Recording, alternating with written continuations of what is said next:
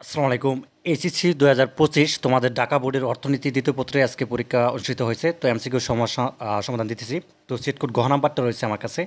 তো যাদের অন্যান্য সেট কোড রয়েছে এটার সাথে তুমি মিলিয়ে নেবে। আচ্ছা, এখানে দেখতে পাচ্ছ যে ১ নাম্বার যে প্রশ্নটা করা হয়েছে যে চা গবেষণা কেন্দ্র কোন জেলায় অবস্থিত, এটা হচ্ছে তোমাদের মৌলভীবাজার, গ নাম্বারটা।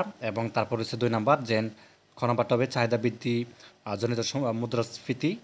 আচ্ছা, ৩-এর হচ্ছে খ নাম্বারটা আনসার হবে, ৪-এর হচ্ছে তোমাদের ক নাম্বার, 5-এর হচ্ছে খ নাম্বার কর আদর্শ হবে।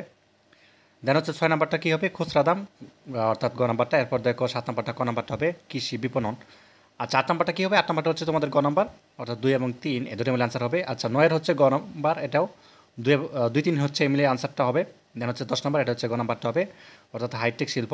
আচ্ছা, ১১ নাম্বারটা হচ্ছে খ নাম্বারটা হবে যুক্তরাষ্ট্র। দেন হচ্ছে ১২ নাম্বারটা দেখো, ১২ নাম্বার হচ্ছে তোমাদের এখানে গ নাম্বার, মানে তিনটাই আনসার হবে। একটা উদ্দীপক দেখতে পাচ্ছ। ১৩ নাম্বার উত্তরটা হবে ক নাম্বারটা, ঠিক আছে।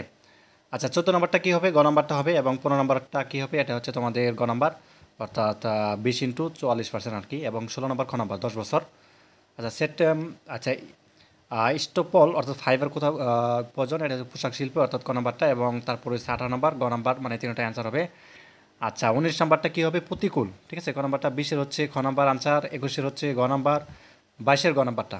এবং ২৩-এর কী হবে, খ নাম্বার, অর্থাৎ এক্সপোর্ট প্রসেসিং জোন। এবং তারপরে ২৪ নাম্বার, এটা হচ্ছে তোমাদের গ নাম্বারটা। এরপর দেখো ২৫ ক নাম্বার। এবং ২৬ নাম্বারটা কী হবে, ২৬ নাম্বার হচ্ছে গ নাম্বারটা গ্রামীণ ব্যাংক। এবং তারপর হচ্ছে ২৭ নাম্বার ঢাকা। আচ্ছা, তারপরে রয়েছে ২৮ নাম্বার, এটা হচ্ছে মিশ্র। ২৯ গ নাম্বার। ৩০-এর হচ্ছে চিংড়ি। নিচের কোনটি সাদা সোনা বলা হয়, চিংড়ি, এটা সবাই জানে। তো যাই হোক, এই ছিল তোমাদের ঢাকা বোর্ডের অর্থনীতি দ্বিতীয় পত্রের এমসিকিউ সলিউশন। কার কয়টা হয়েছে অবশ্যই জানিয়ে দিবে। ধন্যবাদ সবাইকে, আল্লাহ হাফেজ।